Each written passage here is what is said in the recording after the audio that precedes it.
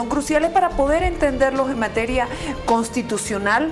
Por ejemplo, ya estamos hablando, el 22 de enero culminan sus funciones la presidenta, los diputados y senadores, y se está trabajando, se ha enviado ya para consulta al Tribunal Constitucional sobre un proyecto de ley de extensión de mandato, tanto para el Legislativo como para el Ejecutivo. Bienvenido. Jimena, muy buenas noches, un saludo a todos quienes nos ven. Sí, efectivamente, aparentemente el mandato de la Presidente y de los diputados y senadores concluiría el 22 de enero y en ello se viene especulando bastante que se va a generar una ola de inseguridad o de violencia de algunos sectores llamados radicales, en el entendido de que Bolivia recientemente, en un pasado casi inmediato, estaba clamando por paz social. Pero ¿de verdad va a concluir o no el mandato el 22 de enero? Me temo que no.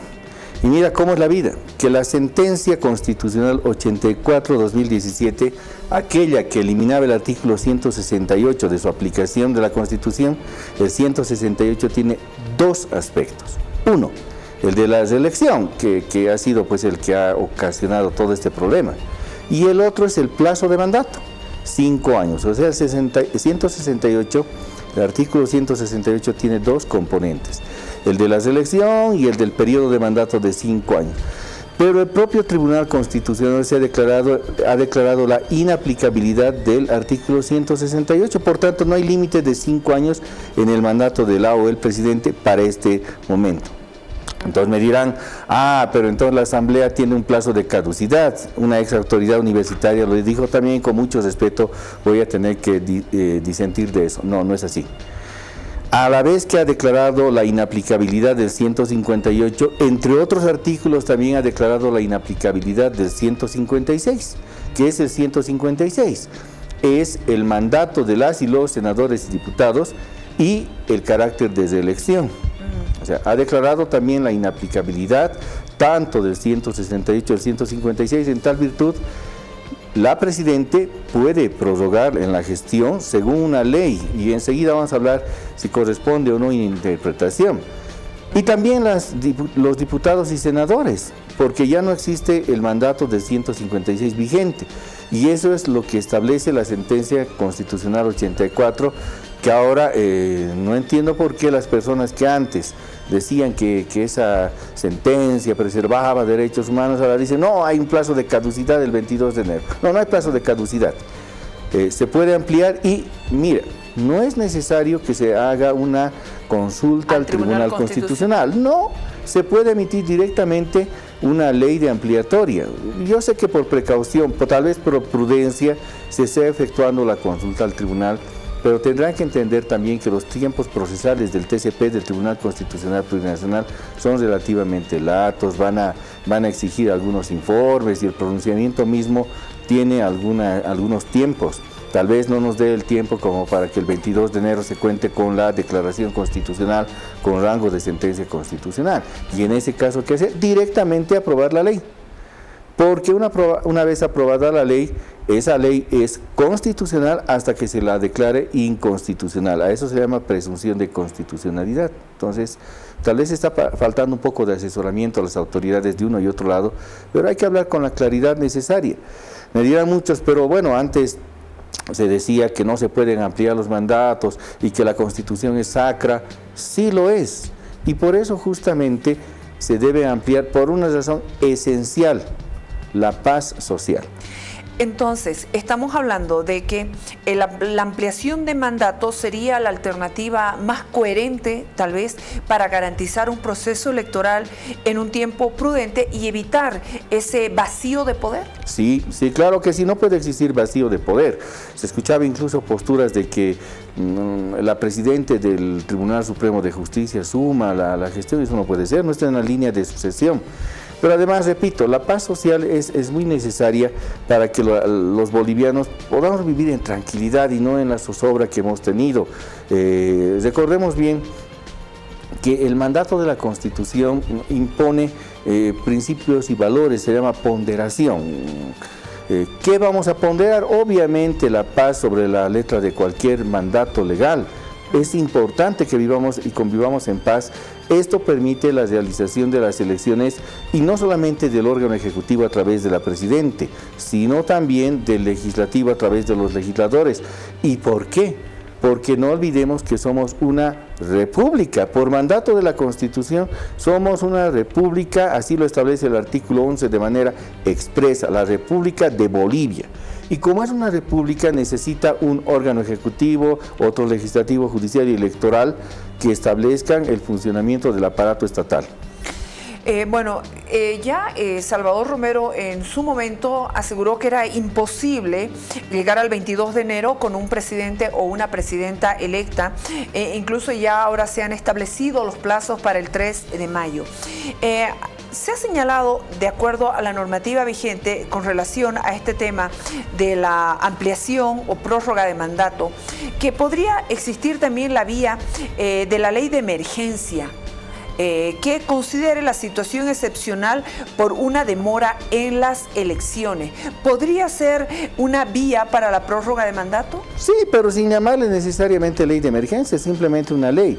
Es la vía para que pueda prorrogarse el mandato. Y voy a aludir a lo que has mencionado, el cronograma que nos ha hecho conocer el órgano electoral. El 3 de mayo son las elecciones generales y eventualmente, en caso de una segunda vuelta, esta se celebraría en la primera semana del mes de julio. ¿Qué implica? Que definitivamente el órgano electoral, en este caso, ya está asumiendo la prórroga de mandato, por ejemplo, de las autoridades subnacionales. De hecho, ya está asumiendo la prórroga de mandato, pero también ya está asumiendo de que va a existir prórroga de mandato de las autoridades del Ejecutivo y del Legislativo, porque establece una elección para fecha 3 de mayo, y en la eventualidad que el órgano ejecutivo, porque el legislativo se consolida con los resultados del 3 de mayo. Si hay una segunda vuelta... Solo para presidente y vicepresidente va a ser eso en el mes de julio. Y después de 60 días de ellos recién se va a conocer la convocatoria para autoridades subnacionales, porque no quieren hacer una elección conjunta, no quieren hacer una elección en combo. Entonces amplía también el mandato para los alcaldes y gobernadores. Sí, porque además, entre otras determinaciones de la sentencia 84-2017, está que también el mandato y plazo de las autoridades subnacionales, gobernadores, asambleístas, alcaldes y concejales, se ha dejado sin efecto, inaplicabilidad. Es decir, ahora la sentencia 84 es la base de solución de una ley que se vaya a emitir. Sin ningún temor se debiera emitir esa ley de ampliatoria de mandato, incluso sin necesidad de consulta al TCP, repito, por los tiempos y el procedimiento que lleva aquello. En algún lado leí que una alternativa para esta prórroga de mandato podría ser que los nuevos miembros del Tribunal Supremo Electoral emitan una norma refrendada por el Tribunal Constitucional Plurinacional para la prórroga.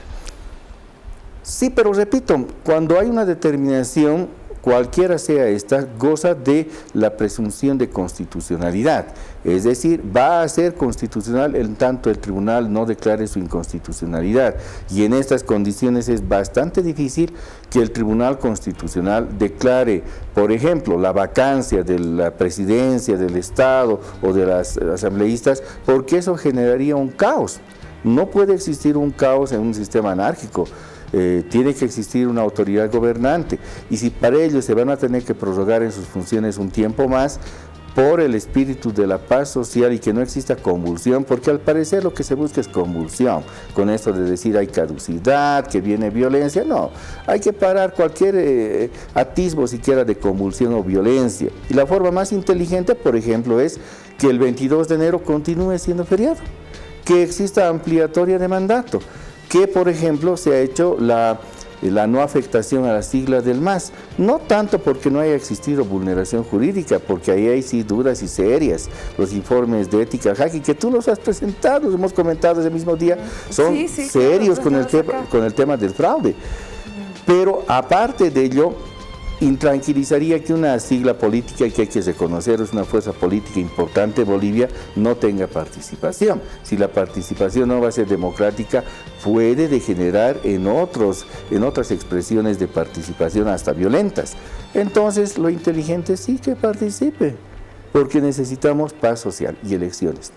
Yo recuerdo, no sé si fue el expresidente Rodríguez Belcé que dio una prórroga a través de un decreto. Sí. ¿Está bien la figura o estoy cometiendo un... Dos cosas hizo el presidente Rodríguez. A ver, la primera, en cuanto a decreto, la asignación de escaños, y me he honrado en remitir al presidente Rodríguez en aquella oportunidad del proyecto de modificación de los escaños, y el presidente, con asesoramiento de su ministro de Justicia, el doctor Alarcón, dijeron es imposible hacerlo por ley, lo hicieron por decreto.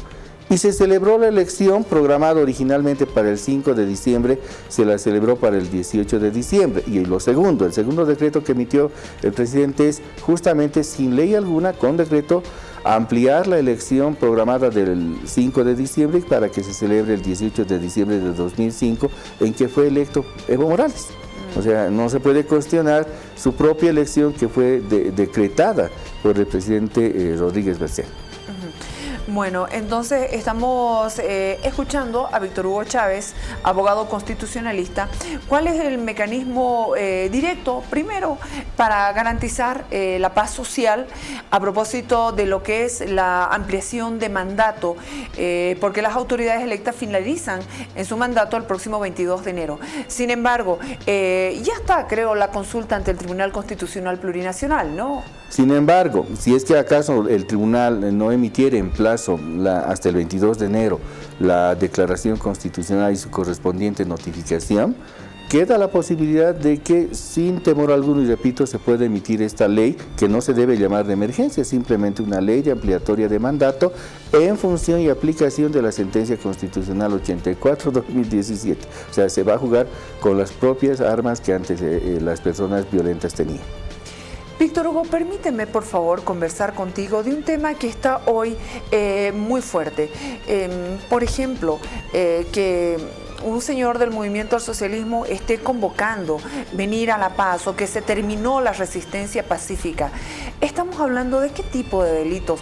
Quiero que esto se quede bien claro cuando estamos hablando a la ligera de todo lo que puede significar y en función de la paz social, Víctor Hugo. Mira, las formas de terrorismo tienen varias expresiones y me parece que se subsume, como decimos los abogados, perfectamente, es decir, que la conducta se enmarca en el tipo penal, terrorismo y otros, ¿no?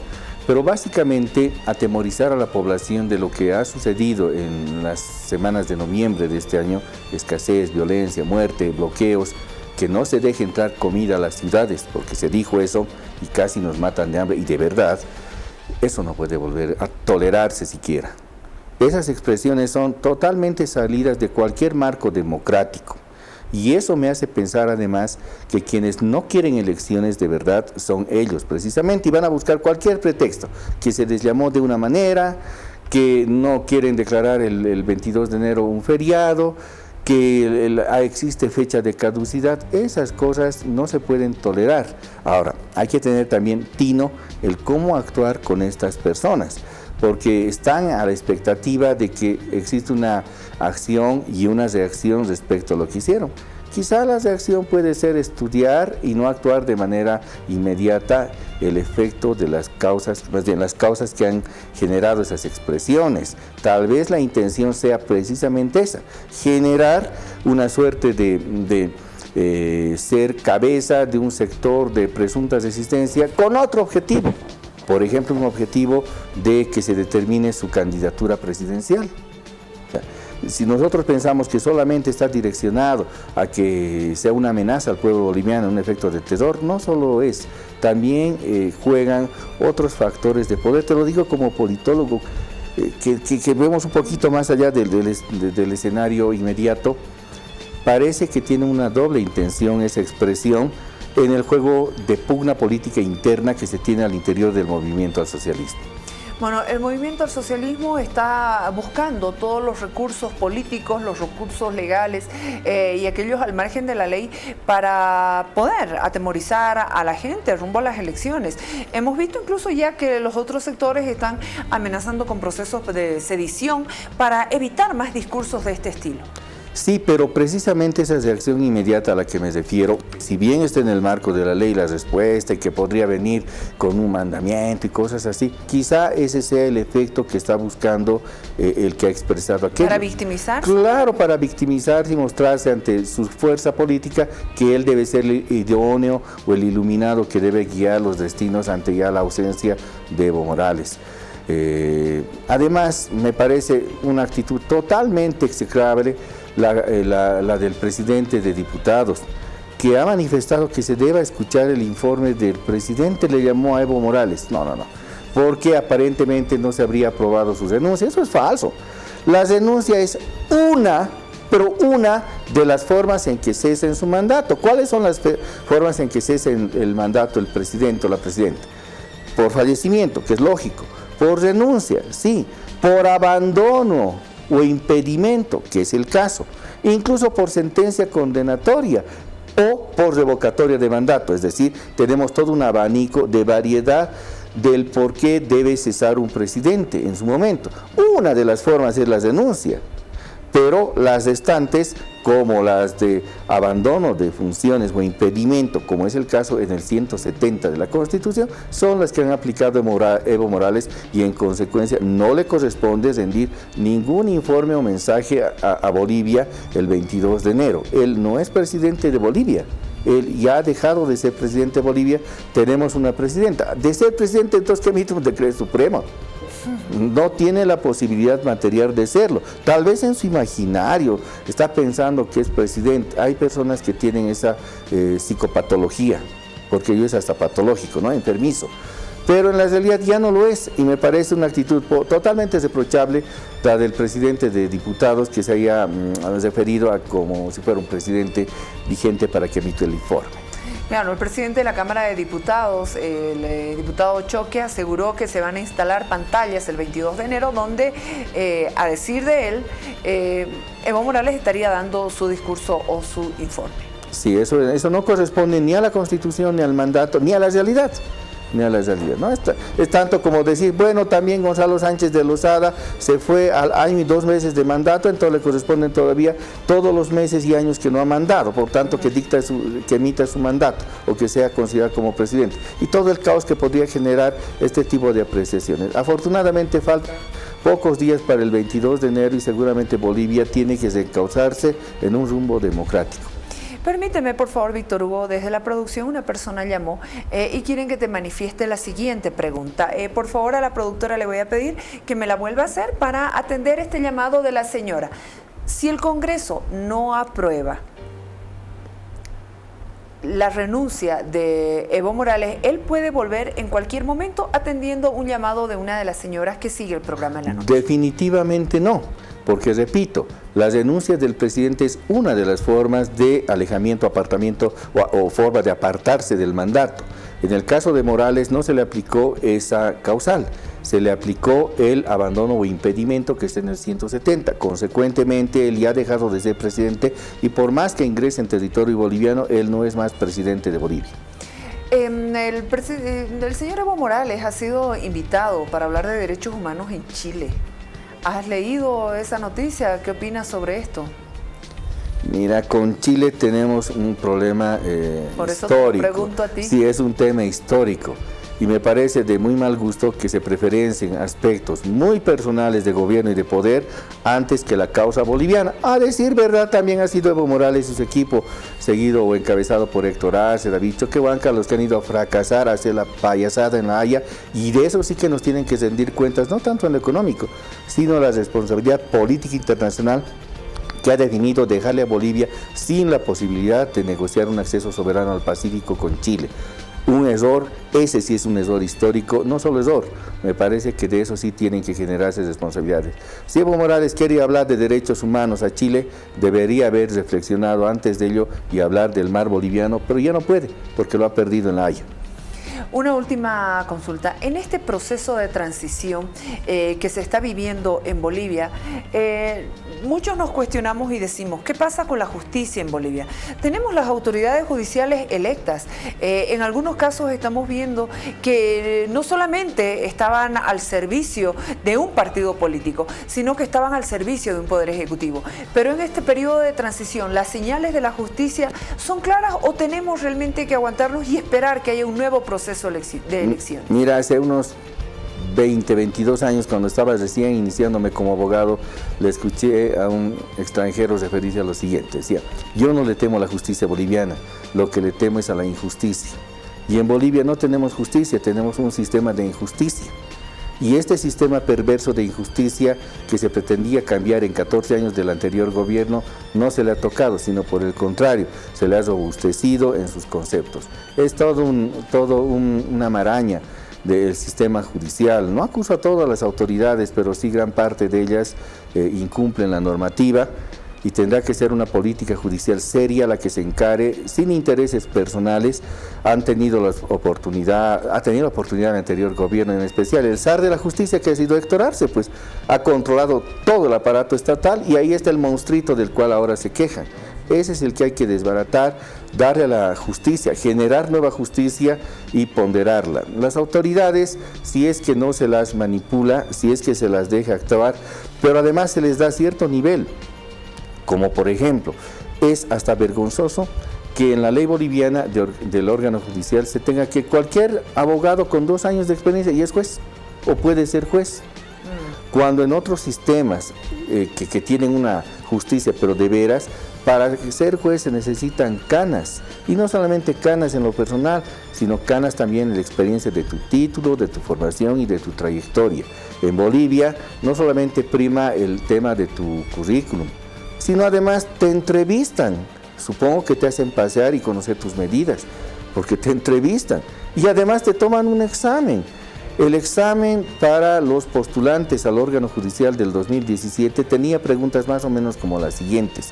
Le decía, ante un hecho de corrupción, ¿usted qué hace? A, denuncia. B, lo oculta. 3, le preguntaban, la bandera boliviana es rojo, amarillo y verde, o sea, como para poner la E más. Vergonzosas formas para manipular ese sistema de injusticia, porque en Bolivia no tenemos justicia. La única forma, ¿crees tú, que sería con toda una reforma estructural al tema de justicia? Porque algunos apuntan que tal vez en unas próximas elecciones judiciales y otros apuntan a que ya no se deberían elegir a las autoridades judiciales. En la Constitución, el 182 establece que deben elegirse, pero hay un concepto que no se lo cumple. Indica, se deben precalificar. No solamente se tienen que preseleccionar, sino precalificar. ¿A qué significa ello? Que debe haber un puntaje que ha alcanzado una persona de su currículum. Y hasta ahora eso es ausente. Es definitivamente ausente. Quienes son candidatos han gozado de favor de las autoridades, del visto bueno de las autoridades, todos ellos, no sin exclusión.